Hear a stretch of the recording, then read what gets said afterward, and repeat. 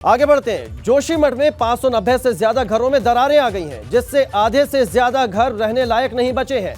2 होटलों को खतरा भी पैदा हुआ है। होटलों की दीवारों से पानी का रिसाव हो रहा है और कोई भी अनहोनी हो सकती है, इसका डर बना हुआ है। तो ये बड़ी खबर हम आपको बता रहे हैं। जोशीमठ में 590 से ज्यादा घरों में दरारें आ गई हैं। ये तस्वीरें देखिए, रिसाव हो रहा है। 2 होटल हैं जहां पर पानी का रिसाव हो रहा है। 590 से ज्यादा घर हैं जिसमें दरारें आ गई हैं। आधे से ज्यादा घर रहने लायक नहीं बचे हैं। 2 होटलों को भी खतरा पैदा हो गया है। होटलों की दीवारों से पानी का रिसाव हो रहा है। कभी भी कोई अनहोनी हो सकती है, इसका डर बना हुआ है। तस्वीरें देखिए,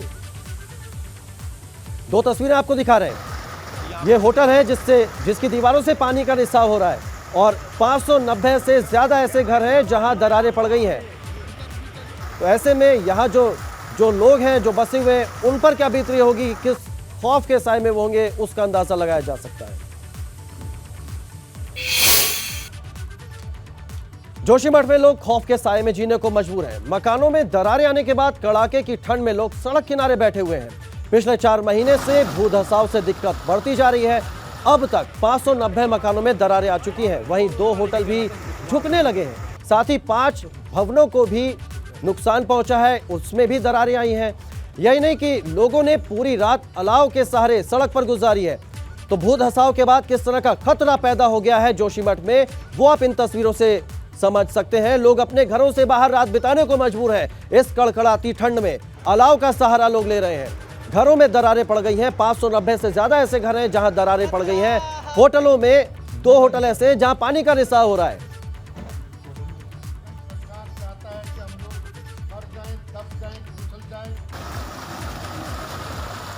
सरकार चाहता है कि हम लोग मर जाएं, दब जाएं, कुचल जाएं, इसी का इंतजार करेंगे।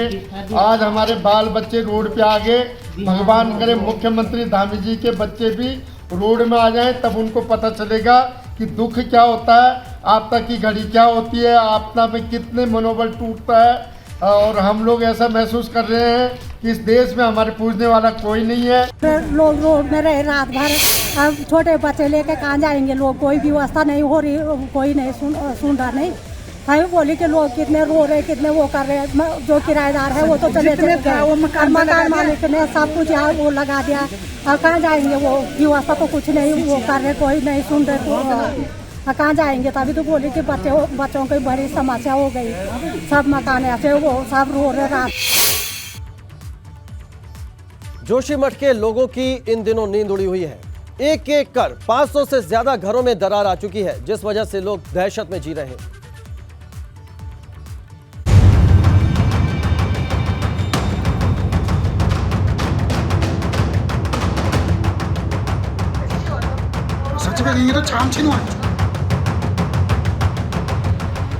जोशीमठ शहर तबाही के मुहाने पर खड़ा है। एक एक कर शहर की 500 से ज्यादा घरों में दरारें आ चुकी हैं, तो वहीं होटलों में भी लगातार दरारें आ रहे हैं। लोगों को लगता है कि घरों में दरारें आने का सबसे बड़ा कारण एनटीपीसी का तपोवन विष्णुगढ़ प्रोजेक्ट है, जिसकी सुरंग की वजह से दरार आ रही है।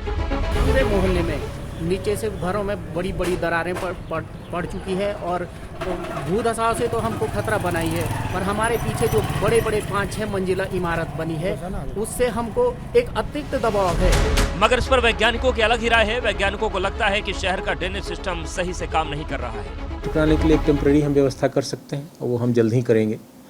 दूसरा, उनको पुनर्वासित किया जाए दूसरे जगह पर, उसके लिए हमें जगह देखनी पड़ेगी और जगह देखने के बाद वो सुरक्षित जगह मिल जाती है तो जिन घरों को तत्काल विस्थापित किया जाने की आवश्यकता है वो हम करेंगे। कितने लोग सर देखिए, एग्जैक्ट नंबर अभी हम 15 तारीख तक हमने डीएम को कहा है कि एग्जैक्ट नंबर हमें चाहिए, कहाँ किन किन जगहों पे कौन कौन से घरें हैं जहाँ पर कि क्रैक्स इतनी ज़्यादा है कि रहना, वहाँ पर उन घरों में निवास करना डरावना हो सकता है। खतरा दिनों दिन बढ़ रहा है। ऐसे में वैसे लोगों को सबसे पहले शिफ्ट किया जाएगा जहाँ पर दरारें ज़्यादा हैं।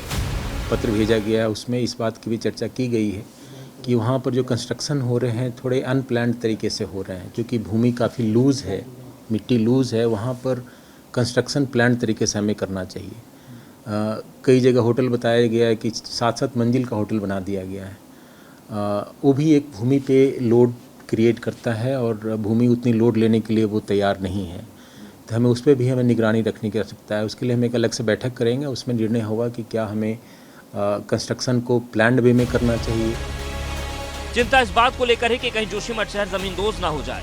इसी वजह से कितने ही लोगों को घर खाली करा दिए गए हैं। एहतियात के तौर पर जोशीमठ के होटलों में यात्रियों के रुकने पर रोक लगा दी गई है। एबीपी गंगा के लिए जोशीमठ से रणजीत रावत के साथ देहरादून से अजीत सिंह राठी की रिपोर्ट। तो एक तो कड़ाके की सर्दी की मार और ऊपर से भू धसाव के बाद घरों में आई दरारें। 590 ऐसे मकान हैं जहां दरारें आ गई हैं और उसके बाद लोग कैसे जिंदगी गुजर बसर कर रहे हैं। हालांकि सरकार से लगातार ये उम्मीद है कि सरकार उनकी सुनेगी।